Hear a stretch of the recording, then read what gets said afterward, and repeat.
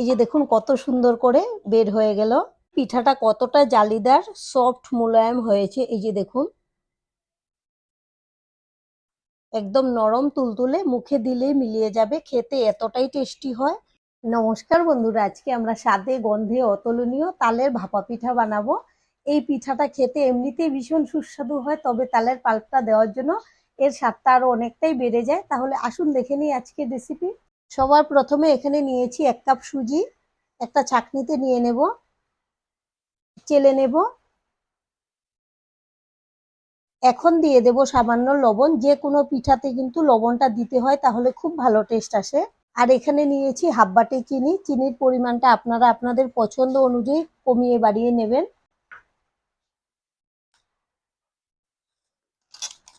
Packet দিয়ে দেবো তাহলে এখন এবার শুকনো উপকরণ একসঙ্গে মিশিয়ে নেব। আর এখানে নিয়েছি হাফ কাপ টক দই। আমি 1 কাপ সুজির জন্য হাফ কাপ টক দই নিয়েছি। কাপটা ধুয়ে একটু জল দিয়ে দেব। এখন মিশিয়ে নেব। আপনারা চাইলে সুজির পরিমাণটা কম বেশি করে নিতে পারেন। আমি সবকিছু একসঙ্গে খুব ভালো করে মিশিয়ে নিয়েছি। এখন ঢেকে রেখে দেব 10 মিনিটের জন্য।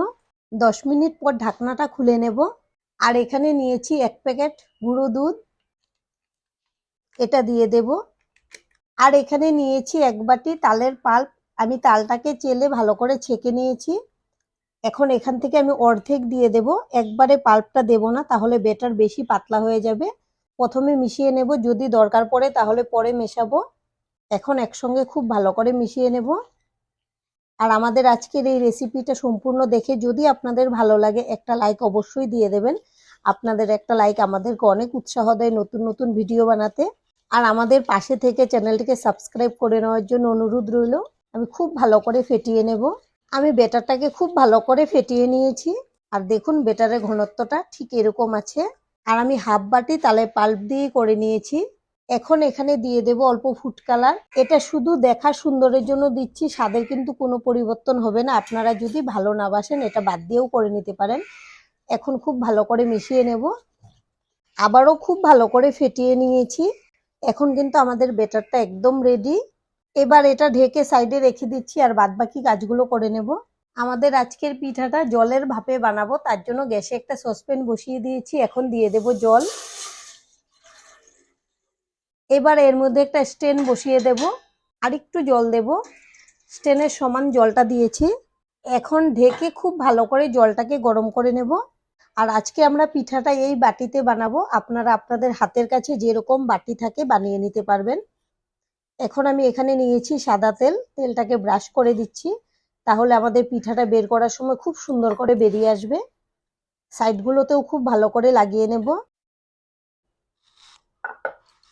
এখন এখানে নিয়েছি 1 প্যাকেট ইনো। এটা কিন্তু যে কোনো পাড়ার দোকানে পেয়ে যাবেন। ইনোটা দিয়ে দেব। এর মধ্যে খুবই সামান্য জল দিয়ে দেব। এবার ইনো দিয়ে খুব ভালো করে মিশিয়ে নেব। আর সবকিছু রেডি করার পরেই ইনোটা মেশাবেন। ইনোটা দেওয়ার পরে কিন্তু খুব বেশি দেরি করা যাবে না। এবার দেখুন ব্যাটারটা কিন্তু অনেকটাই ফুলে গেছে ইনোটা দেওয়ার জন্য। এবার আমি বাটিতে নিয়ে নেব।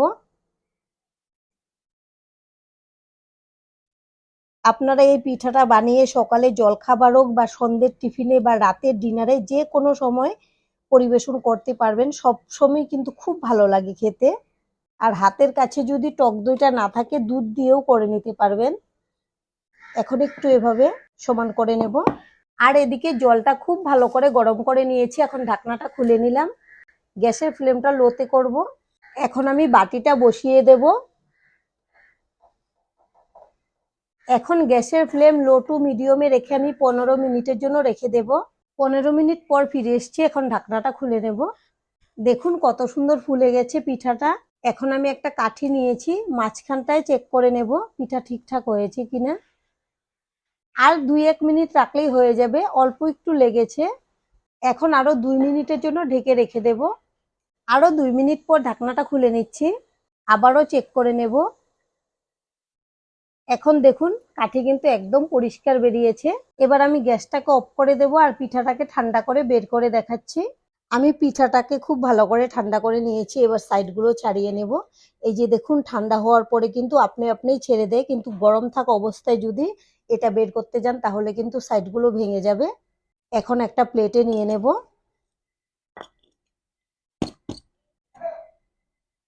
এই যে দেখুন কত সুন্দর করে বের হয়ে গেল। দেখুন পিঠাটা কতটা জালিদার, সফট মোলায়েম হয়েছে। এই যে দেখুন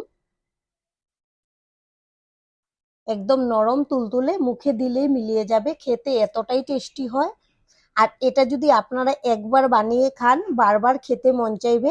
আপনারা এভাবে বাড়িতে পিঠাটা বানিয়ে দেখতে পারেন, আশা করছি আপনাদের ভীষণ ভালো লাগবে। আর আজকের ভিডিও এখানেই শেষ করব। সবাই ভালো থাকবেন, সুস্থ থাকবেন।